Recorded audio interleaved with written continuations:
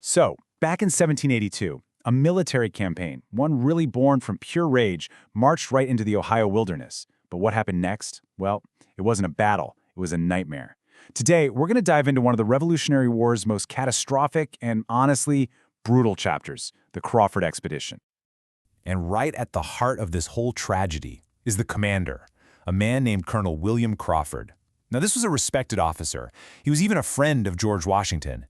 But his own fate would become this symbol of the war's unimaginable brutality. A death so agonizing that it would haunt the American frontier for generations to come. So how on earth did it get to this point? To really understand that, we have to rewind the clock and trace this vicious cycle of revenge that was already spinning completely out of control. See, this wasn't just a military campaign. It was a story of one atrocity leading to another. The immediate spark for this whole firestorm was an absolutely unspeakable horror that happened 3 months before Crawford's expedition even set out. I'm talking about the Gnadenhutten massacre. 96. Just let that number sink in. That's how many men, women, and children were systematically executed by a force of Pennsylvania militiamen in March of 1782. And let's be crystal clear here. These victims were not warriors. They were peaceful Moravian-converted Delaware Indians. They were non-combatants, falsely accused of helping out with some other raids. But really, they were just easy targets, murdered in cold blood as payback for attacks they had absolutely nothing to do with. You see, this massacre wasn't a military action. It was a brutal, horrifying outlet for what historians now call frontier rage. The lines had completely blurred. The conflict was transforming into a war of extermination, where basically any native person was seen as a legitimate target.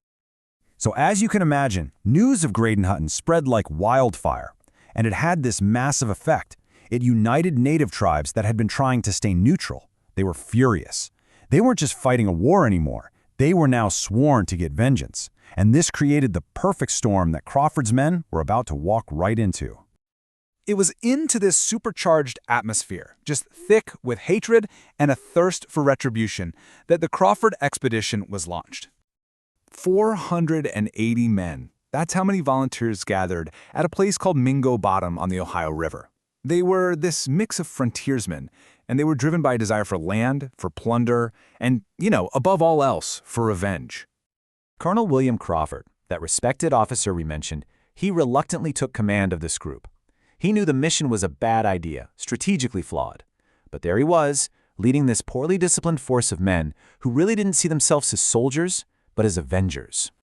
And this contrast, this really gets to the core of the problem.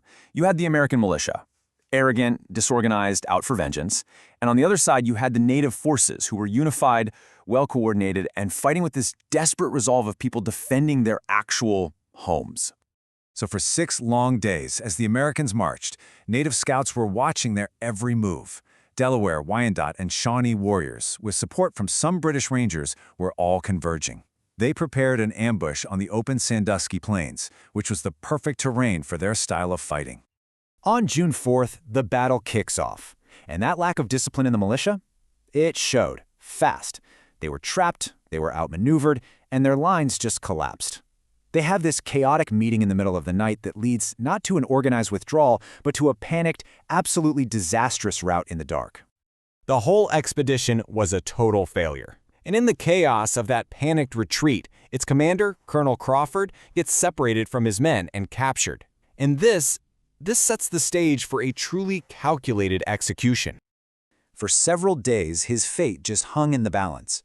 His captors knew who he was, the commander, a symbol of American aggression, and they held a council to decide exactly what should be done with him. During that council, a Delaware chief reportedly asked this incredibly powerful question that framed the whole decision. He asked, how could Native peoples show humanity to those who had shown none? So, there would be no mercy, just as no mercy was shown to the families back at Gnadenhutten. Now it is crucial to try and understand this from the Native perspective. What happened next was not some mindless act of savagery. It was a ritualized public execution, a kind of calculated justice that was intended to mirror the horror of the Gnadenhutten massacre. We only know the horrifying details because the expedition's surgeon, a man named Dr. John Knight, was forced to watch before his own escape. His account is it's chilling.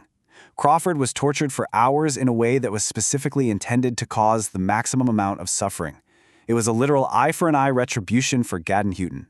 The story of Crawford's agonizing death and the spectacular failure of the expedition, it rippled across the frontier, and it poisoned relations for generations to come.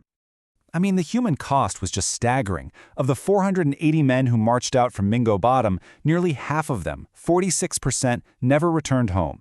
It was a catastrophic, undeniable defeat for the American side. In the aftermath, the story itself was weaponized. To the Americans, Crawford was a martyr, and his death was proof that Native peoples were just irredeemable savages who needed to be removed. But to Native Americans, his execution was justified vengeance for an unspeakable crime against their people. Ultimately, this entire episode, it just reveals a really terrible truth about these kinds of cycles of violence. In the quest for retribution, all the lines blur, and the very humanity that one side claims to be defending, it often becomes the first casualty of the war.